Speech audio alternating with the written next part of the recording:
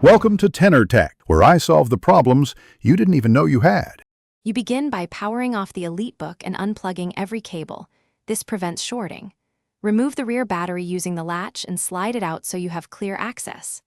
Next, remove the bottom cover screws in a counterclockwise order and keep them labeled. This matters when reassembling. Once done, pry the panel gently with a plastic tool to avoid scratching. You want the keyboard area exposed and no residual power. That's why you discharged capacitors. By holding the power button for 5 You now remove the keyboard bracket screws and lift the retaining bracket away. This exposes the keyboard ribbon cable. Carefully open the ZIF connector latch on the motherboard and pull the ribbon straight out. Do not twist. Once released, lift the top edge of the keyboard toward you and slide it out of the chassis. Some tabs may still catch.